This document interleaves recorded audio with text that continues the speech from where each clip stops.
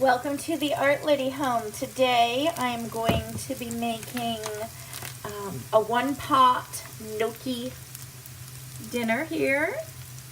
And I'm using these store-bought pre-made gnocchis. I haven't tried this brand yet, so I'll let you know how it is. I'm going to be, right now I'm actually sauteing first till this is nice and browned. I'm sauteing some onions. I'll show you how nice and golden brown they are. A little crispy too. I'm doing some onions with a package of asparagus cut up really, really small. I had some of this fresh asparagus I got this weekend from the farmer's market, so I want to use that up. And I'm sauteing them right now in 2 tablespoons of Earth Balance butter and a tablespoon of olive oil. And they're just about ready now, so that the asparagus is nice and tender. And now what I'm going to do is I'm going to throw in, I have 4 cloves chopped up of fresh garlic. Now I really love a strong garlic flavor to this, so I did not simmer it first with the garlic. I want the garlic in last so that it's barely cooked, so that it retains some of that real strong flavor. But if you are not a fan of the strong garlic flavor, then simmer it up when this is about halfway cooked, when it just starts getting brown, because the more you cook it, the strong flavors of garlic kind of get diluted or muted. You cook away all that flavor. So I didn't want to cook away the flavor of this garlic. So I'm going to go ahead and throw that in now and just toss that quick into this. And like I said, it's about 4 or 5 big cloves of garlic. It was half, let me show you, of this bulb right here of garlic. So about half a bulb of garlic. I love, oh my gosh, I can smell it already. I love garlic. And I like it pretty strong too, the flavor of it. So I don't want to overcook that garlic. Now what I'm going to go ahead and do, because this is going to be vegan, I'm going to go ahead and add some almond milk to it.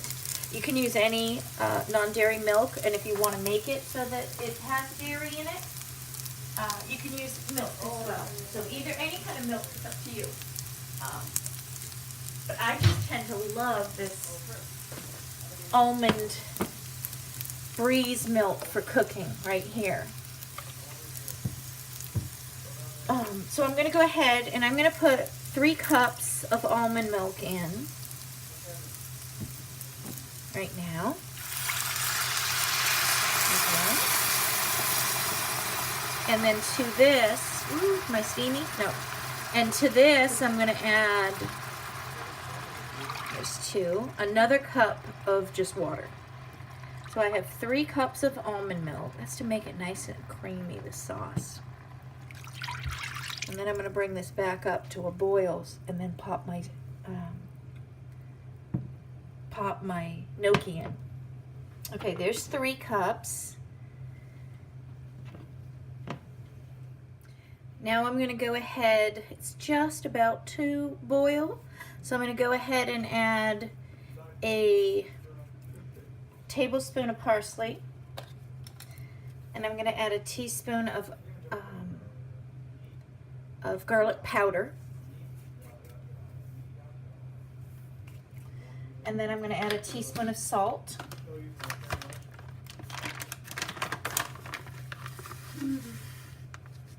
This is Himalayan pink salt. I'm going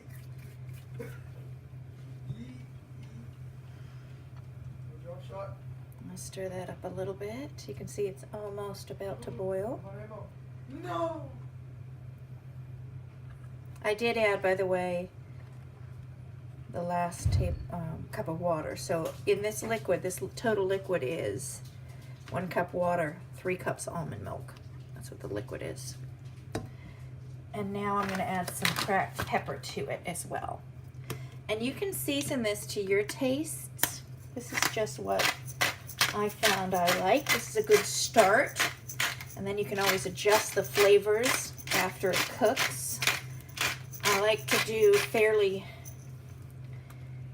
weak.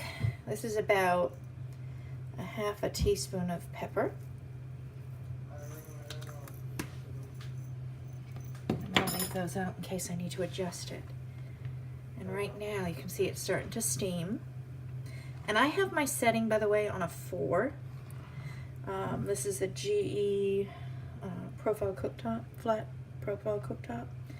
And so it's almost at a medium, 4 out of 10, if that helps. So it's at a low heat simmer, almost low to medium heat simmer. It only took a few, maybe 1 or 2 minutes. And while this was simmering, or starting to bring it, while I brought this up to a boil, what I've been doing is I took a good size handful of fresh spinach leaves right here, pre-washed, and I may add a little bit more, because what happens is when you cook the spinach, it condenses down a lot.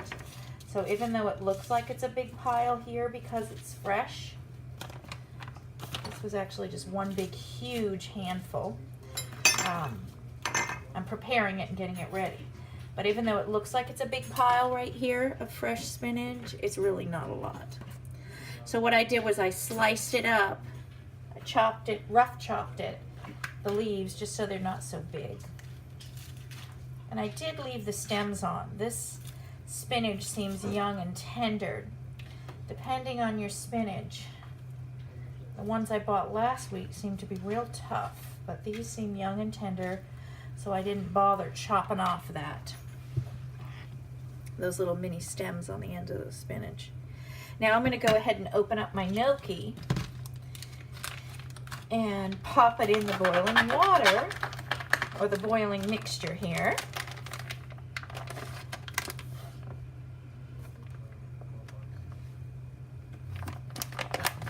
Slice it open a little bit more. There.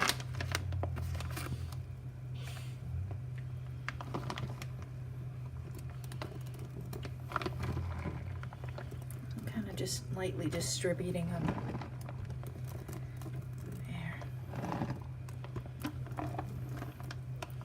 And then I'll stir them around a little. And the gnocchi is going to absorb a lot of this and create a nice thick sauce in here as it cooks.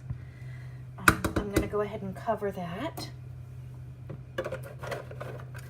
and cook the gnocchi according to packages, which says boil for 1 to 2 minutes or until the gnocchi floats. And so I'm going to cook that with the cover on, and then I'm going to toss in my fresh spinach. Let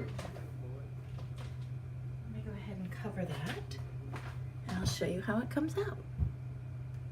Yeah, see, it's just starting to boil. And as soon as once the gnocchi started floating in the sauce, right now I removed the cover, so I simmered it for about 2 minutes, 2 to 3 minutes.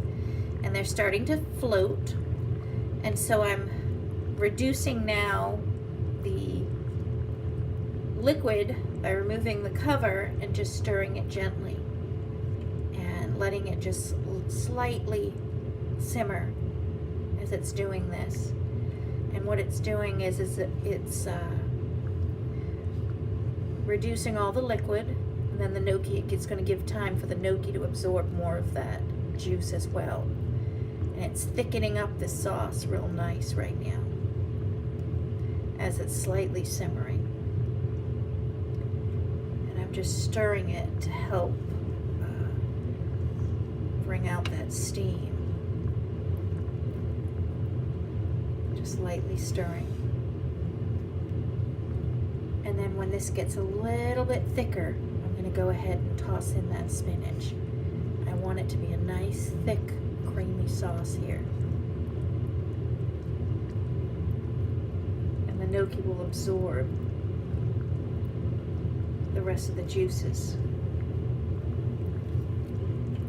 and plump up nice.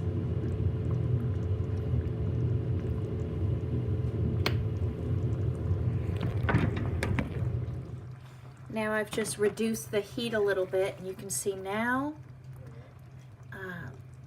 I can start seeing the bottom of my pan now. It's starting to get real thick, and so what I'm going to do now is I'm going to toss in my spinach, and then I'm going to cover it, and I'm going to let I'm going to turn off my heat, and then I'm going to just let it soak up and absorb the rest of the juice. You can see it's a nice thick sauce now. I'm going to have it absorb the rest of the juice, and then the spinach will cook just in this steamy gravy here. So I'm going to toss in my spinach because I don't want that spinach to be overcooked. And then the heat will cook it.